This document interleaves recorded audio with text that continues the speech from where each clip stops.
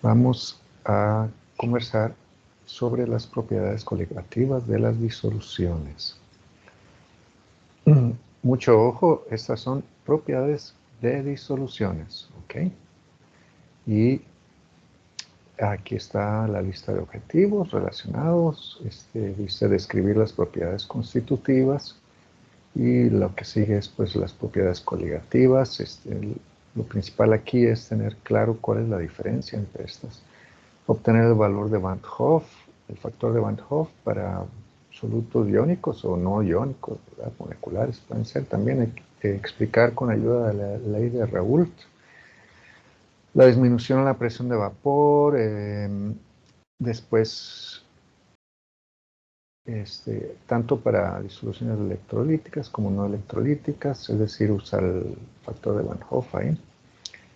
Luego, explicar mediante cálculos el aumento de la temperatura de ebullición y la disminución de la temperatura de congelación, y explicar el concepto de presión osmótica en disoluciones electrolíticas y no electrolíticas. Bien, esos son los objetivos. Lo que quiero insistir es, yo pues explico de manera muy sucinta, muy breve, o bueno, muy dirigida, digamos, qué es lo esencial de lo que usted tiene que entender, pero por supuesto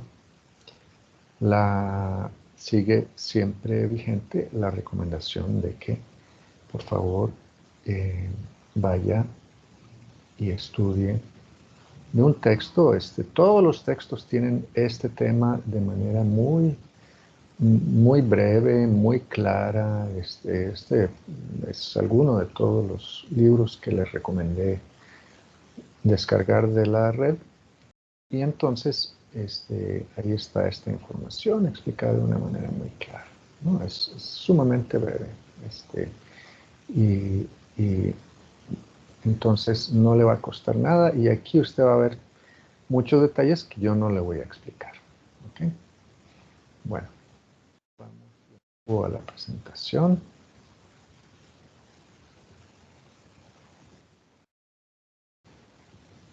Entonces, lo esencial es distinguir primero qué son propiedades coligativas y cuáles son constitutivas. Entonces, constitutivas son propiedades de las disoluciones que dependen de cuál es la sustancia, es decir, de algunas propiedades de la sustancia que está disuelta en el soluto. ¿Okay? Por ejemplo,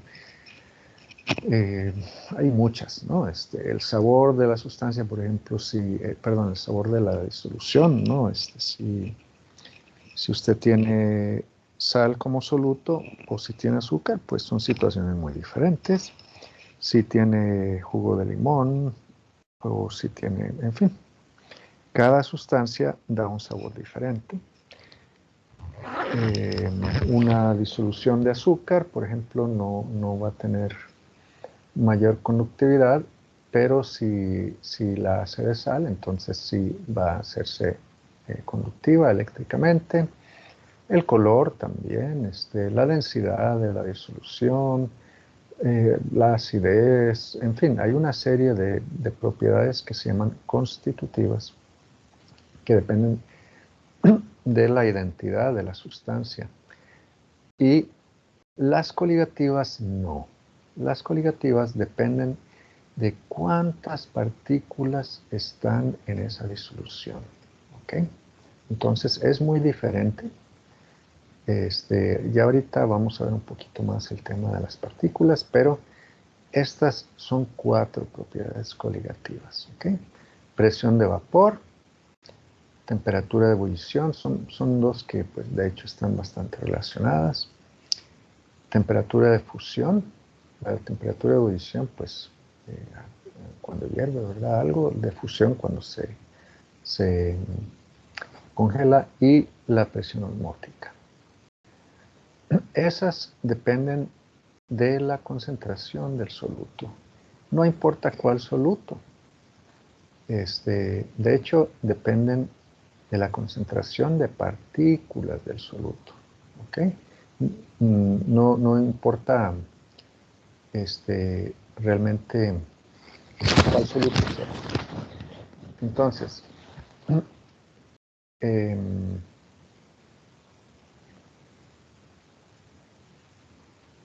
la concentración de las partículas, pues normalmente hablamos de disoluciones, ¿verdad? Y entonces ahí no importa, por ejemplo, cosas como la carga eléctrica. Lo importante es cuántas partículas son las que están disueltas. Pero estas propiedades coligativas también se logran ver en suspensiones y coloides, ¿ok? Donde tenemos simplemente partículas, es decir, polvo o fragmentos de algún material que son los que están allí suspendidos, ¿no? Entonces, vean que estas propiedades que llamamos coligativas realmente dependen de la cantidad de partículas que están disueltas, porque incluso pues se logran ver cuando tenemos suspensiones de pedacitos de sólido, ¿verdad? Que ya no son disoluciones. Bueno, hay algo muy importante de tener en cuenta y lo acabamos de más o menos insinuar hace un momento, que es, no importa cuál es el soluto, lo importante es cuántas partículas están por ahí disueltas del soluto. Entonces, por ejemplo, en el caso del azúcar, que es una sustancia molecular y cuando se disuelve, pues hay una, digamos, por cada mol de azúcar que se disuelve, pues hay un mol de moléculas por ahí en la disolución, ¿verdad? En el caso del cloruro de sodio, perdón, en el caso del azúcar, pues el factor de Van Hoff es de 1, ¿no? Entonces, un mol de azúcar nos da un mol de partículas. En el caso del cloruro de sodio, de la sal de mesa, el factor de Van Hoff es 2, porque vemos que a la hora de disolverse se disocia en 2 iones, ¿ok? A esto le llamamos disociarse, no ionizarse, ¿verdad? Pero bueno, si estuviéramos hablando de un ácido, que es una sustancia molecular, pues igual tendría un factor de 2, ¿no? Por ejemplo, ácido clorhídrico, es decir, el cloruro de hidrógeno. Porque en ese caso se ioniza. Lo importante es cuántas partículas quedan disueltas, que no sean moléculas de agua, ¿verdad? Estamos pensando en el agua como disolvente.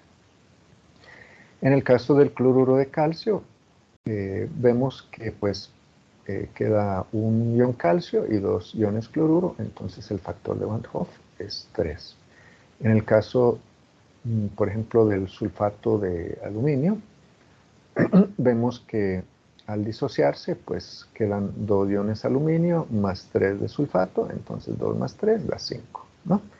Es muy sencillo los factores de Van Hoff, y esos factores son los que se utilizan a la hora de hacer los cálculos. Bueno, vamos a ver.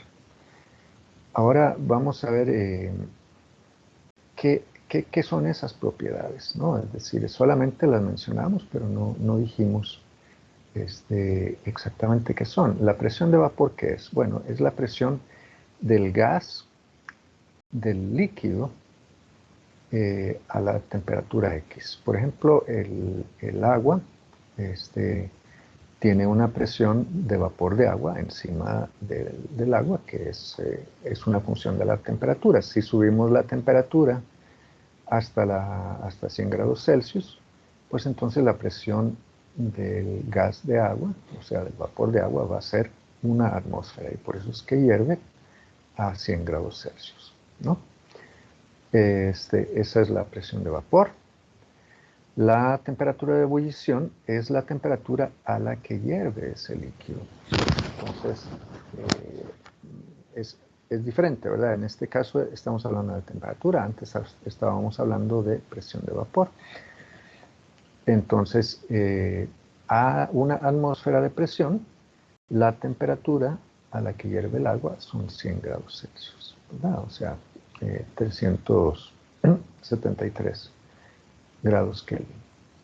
La temperatura de fusión es aquella temperatura en la que podemos tener el sólido y el líquido en equilibrio, es decir, que coexisten a esa temperatura. Entonces, por ejemplo, el agua de hielo, ustedes le meten un termómetro y van a ver que está a 0 grados Celsius, porque es agua con hielo que están al mismo tiempo coexistiendo. En el caso de la presión osmótica, que se representa por una pi, la P griega, la pi minúscula, la presión osmótica es la presión que necesitamos ejercer para que un líquido puro, por ejemplo agua, pase a través de una membrana semipermeable, pero que pase digamos, de un lado al otro de la membrana. Si de un lado, por ejemplo, tenemos una disolución de algo en agua, entonces esa presión osmótica es mayor, ¿verdad? Necesitamos hacer más presión para que pase el agua pura. Si la tuviéramos pura, entonces sería una presión. Si la tenemos ya con un soluto, entonces necesitamos ejercer una mayor presión para que pase a través de esa membrana. Si lo ponemos más concentrado, entonces vamos a necesitar hacer más presión todavía para que el agua pura pase a través de esa membrana, hacia el otro lado. ¿Ok? Tengamos claro, de un lado de la membrana, entonces habría agua pura, y del otro lado de la membrana habría agua en una disolución, ¿verdad? Con un soluto. Y estamos queriendo pasar el agua desde el lado donde está con un soluto, es decir, donde está la disolución, queremos pasarla hacia el lado donde está el agua pura. Entonces, esa presión que necesitamos hacer se llama presión osmótica. Bien. ¿Cómo es que funciona entonces estas propiedades coligativas? Es decir, ¿por qué dependen? ¿Cómo es que dependen de la concentración de las partículas? Bueno, hay unas ecuaciones que describen esa dependencia y son muy sencillas. En el caso de la presión de vapor, depende, digamos, si esta es esta sería la presión nueva, comparada con la presión de vapor del líquido puro. Entonces, P super 0, el 0 aquí, es la presión de vapor del líquido sin ningún soluto, y aquí a la izquierda la P1 es con un soluto, es decir, en la disolución. Entonces, esta presión la multiplicamos por la fricción molar del líquido, ¿verdad? En este caso del agua, por ejemplo.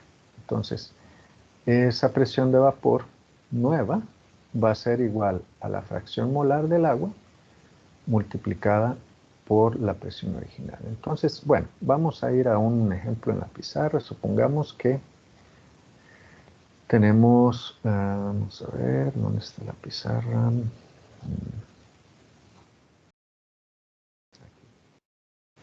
Supongamos que tenemos un líquido cualquiera. Vamos simplemente a suponer, lo que quiero es ilustrar cómo es que funcionaría esto. Entonces tenemos un líquido que cuando está puro, a la temperatura, no sé, digamos a 20 grados Celsius, la presión es 25 torr, ¿sí? La presión de vapor, ¿está bien? Pero supongamos que tenemos 5% de moles, ¿verdad? De un soluto molecular, ¿no? Es decir, que la fracción de Van Hoff es 1, perdón, el factor de Van Hoff. Entonces, este 5% se resta, ¿verdad? Quiere decir la fracción molar quedaría en 0,95 para el disolvente, ¿verdad? Digamos A, ¿no? Y entonces se multiplicaría esa fracción molar por los 25 torr, y entonces la presión de vapor sería igual, vamos a ver, vamos a coger la calculadora, bueno,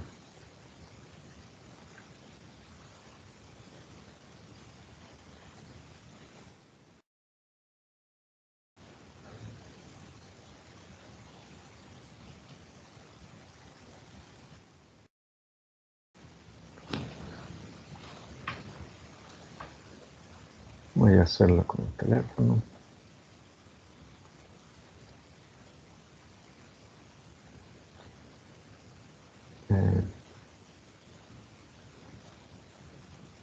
Entonces sería punto 95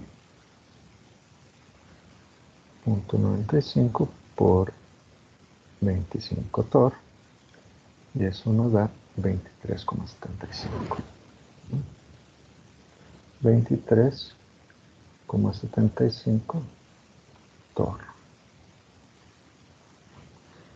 Si el factor de Van Hoff fuera igual a 2, por ejemplo, entonces ya tendríamos 2 por ese 5%, ¿verdad? Entonces ya la fracción molar del soluto sería menor, por ejemplo 0,90. Y entonces nos daría una reducción mayor en la presión de vapor.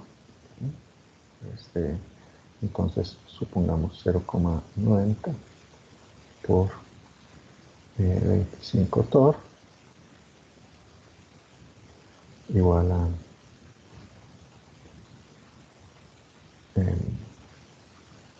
bueno, realmente no daría 0,90, pero daría un poquito más, pero lo importante es la idea, ¿no? Entonces eso daría 9 por 0,9 por 25, da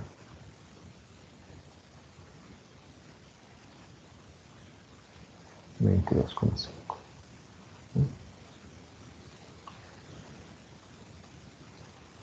Y en fin, cada vez pues iría aumentando, ¿verdad?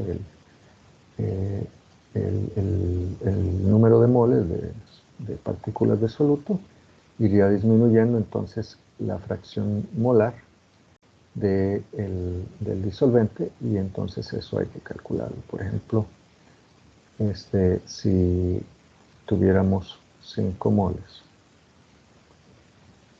de soluto con un factor de Van Hoff, vamos a ponerle una así, igual a 3, y esto por cada 100, por cada 90 moles. Vamos a ver, por cada 95 moles de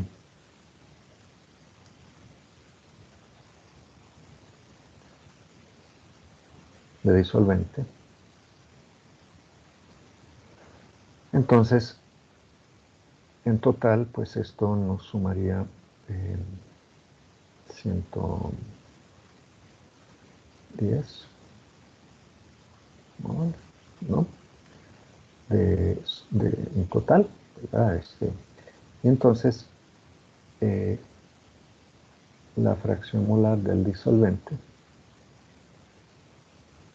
sería igual a 95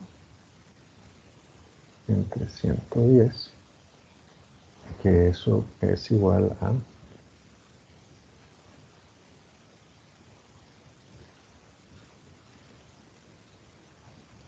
0,864.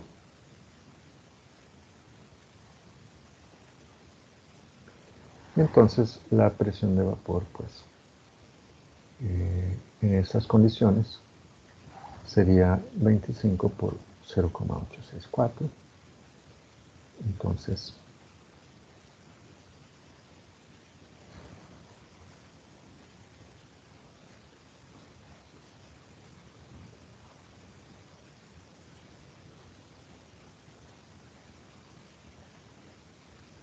$21,6, ¿no?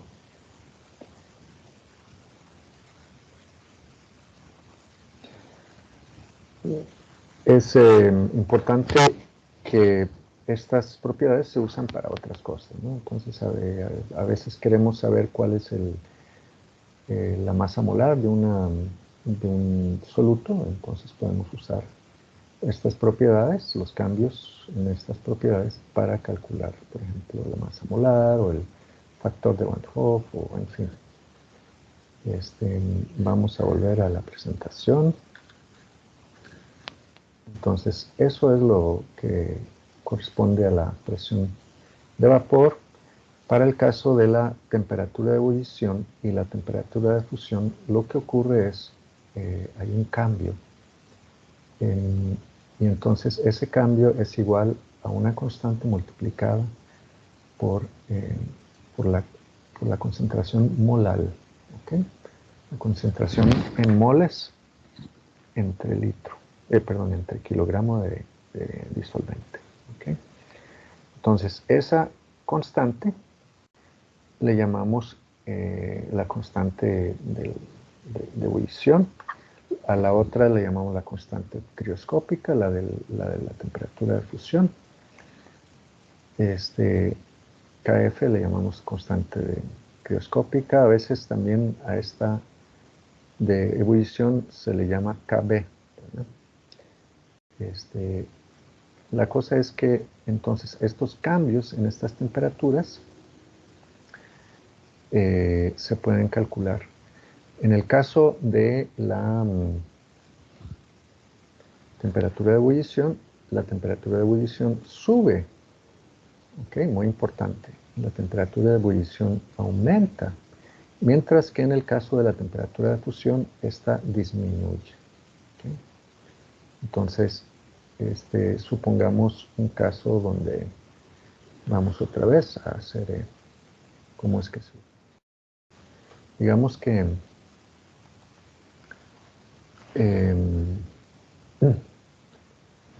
la temperatura de ebullición de un líquido a una atmósfera sea 125 grados Celsius, ¿no? Y la constante de la KB es igual a 1,25 grados por cada, digamos, entre la concentración molar, ¿no? Por cada unidad en la concentración molar. Entonces, y supongamos que la concentración molar sea 0,876 moles entre kilogramo de disolvente, ¿no? Bueno, entonces, ¿cómo calculamos un cambio? El cambio correspondiente a esta concentración, si en el disolvente puro, esta es la temperatura de ebullición, ¿verdad? ¿Cuál sería entonces ese cambio que ocurriría en esta temperatura de ebullición? Bueno, entonces vimos que la ecuación dice el cambio es igual a la constante por la concentración molar. Bueno, muy sencillo. Entonces, constante es 1,25 grados Celsius por cada molar, y eso lo multiplicamos por 0,876, y ojo, aquí tenemos estas unidades.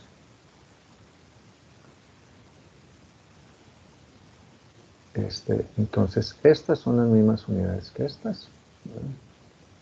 Moles entre kilogramo. Entonces, esas unidades se cancelan aquí, aquí, y nos va a quedar en grados Celsius ese cambio. Bueno, sería 1,25 multiplicado por 0,876 y nos daría que el cambio en la temperatura de ebullición es 1,095 grados Celsius. Es decir, que la nueva temperatura de ebullición es igual a 125 más eso, o sea, 126,095 grados Celsius. Esa es la nueva temperatura de ebullición.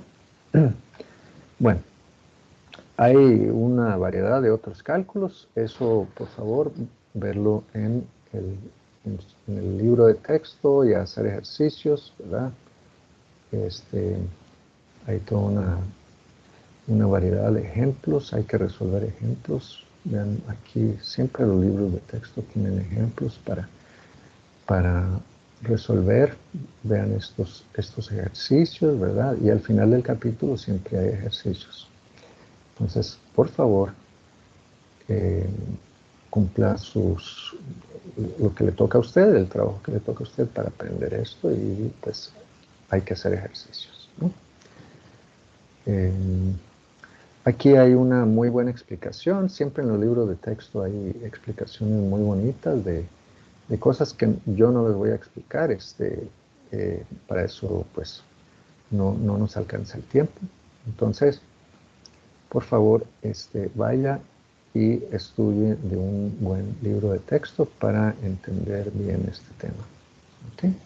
Yo solamente estoy explicando, pues, algunas cosas elementales que se necesita saber. Bien. En el caso de la temperatura de fusión, pues podríamos decir que si usamos esta ecuación, la constante pues tiene que tener un valor negativo, ¿no? Porque la temperatura de fusión lo que hace es que se reduce, disminuye, ¿sí? Entonces ya sabemos que, por ejemplo, al hielo, si le echamos sal, una parte se va a derretir, pero el resto va a quedar ahí y va a estar a una temperatura más baja que cero, ¿verdad? Entonces, si cogemos hielo y agua, hielo y sal y los mezclamos en un vaso, alrededor del vaso, en el exterior del vaso se va a ir condensando agua y se va a congelar, ¿verdad? Ese agua, porque el vaso va a estar a menos de 0 grados Celsius. Bueno, lo cierto es que esta temperatura, esta ecuación, la podemos también ilustrar con un ejemplo. Supongamos que tenemos el caso del agua, temperatura de fusión 0 grados Celsius. Digamos que tenemos una constante, habría que ponerle un valor negativo, ¿verdad? Aquí, de menos 2,34 grados entre molal, ¿no? Y la concentración molal, pues es 0,678. Entonces, otra vez, queremos saber cuál es el cambio en la temperatura de fusión. Bueno, entonces simplemente multiplicamos la constante por la concentración molar.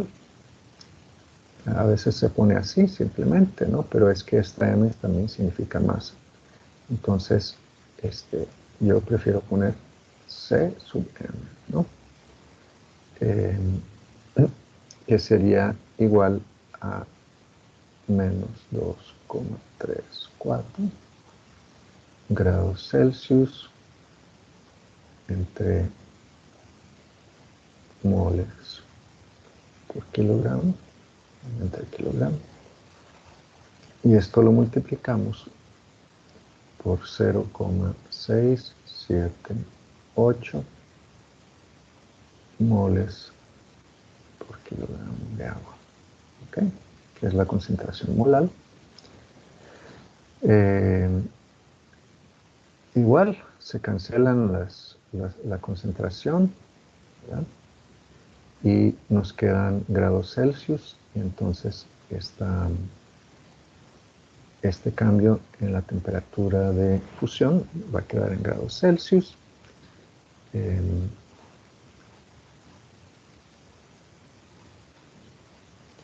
Sería 2,34 multiplicado por 0,678 y nos da un 1,59 grados Celsius, pero negativo, ¿verdad? Es que disminuye. Entonces, si teníamos que la temperatura de fusión inicial era 0 grados Celsius, pues ahora la temperatura de fusión nueva sería menos 1,59 grados Celsius. Vamos al caso de la presión osmótica. La presión osmótica pues tiene una expresión diferente, entonces ya vamos con la presión de vapor, pues era una expresión muy sencilla relacionada con la fracción molar. En el caso de la depresión, del aumento en la temperatura de ebullición y la depresión de la temperatura de fusión, la expresión es muy similar, ¿verdad? Es delta T de lo que sea, igual a una constante multiplicada por la concentración molar. Y en el caso de la presión osmótica, vemos que está en función de la concentración molar, ¿ok? Concentración molar. No molar, sino molar. Es decir, moles entre litro, no moles entre kilogramo de disolvente. Entonces, esa presión osmótica es igual a la concentración molar multiplicada por R por T. A veces se representa como esta M mayúscula multiplicada por R por T, pero también la M pues tiene sus inconvenientes, pero bueno, esta se entiende un poco más. Voy a irme a un ejemplo también en la pizarra.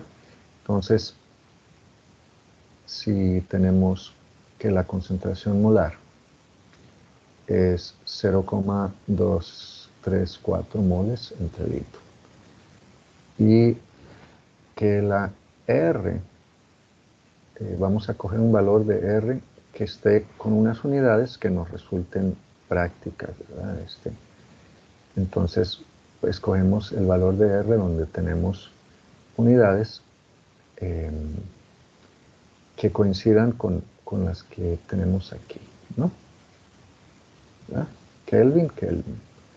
Moles entre litro, y aquí tenemos moles y aquí litro, ¿no? Entonces, habíamos dicho la presión osmótica es igual a la concentración molar, podemos ponerlo así, M, R, T.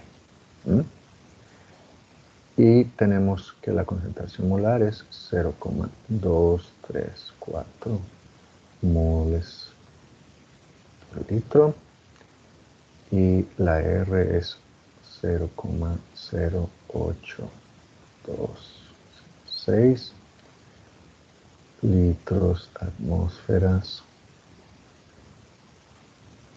Kelvin y moles. Y la temperatura es 293 Kelvin, es decir, 20 grados Celsius. ¿Ok?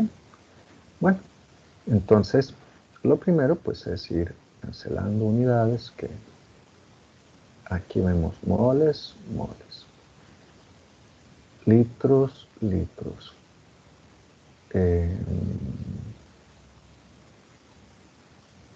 Vamos a ver, Kelvin. Esos se cancelan. Y entonces verificamos que las únicas unidades que quedan allí son de presión. ¿Okay? Y eso es lo que esperábamos. Bueno, entonces vamos bien. Hacemos las multiplicaciones y nos da 0,234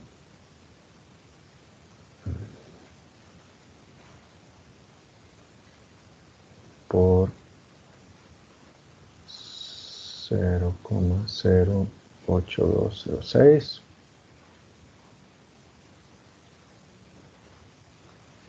por 293 y entonces esto nos da 5,63 atmósferas. ¿Okay? Esa sería la presión osmótica. Las presiones osmóticas efectivamente sí dan valores relativamente grandes, ¿no? Hay que, pues, digamos, hay presiones osmóticas considerables, y eso, pues, lo pueden ustedes ver, por ejemplo, cuando tienen algún fruto, por ejemplo, en un árbol o algo, y empieza a llover mucho, pues es común que después aparezca la fruta reventada, ¿no? En fin, eso es lo que necesitaba que quedara claro. Con esto terminamos el tema y lo que seguirá pues es hacer algunos ejercicios de aplicación. Hay que tener bien apuntadas las formulitas para recordar. Lo ideal pues es practicar lo suficiente como para aprendérselas, ¿verdad? Esa sería la situación ideal, pero, pero bueno, por lo menos hay que practicar, ¿no? Así es que mucho ánimo y espero que esta presentacioncita pues le resulte útil.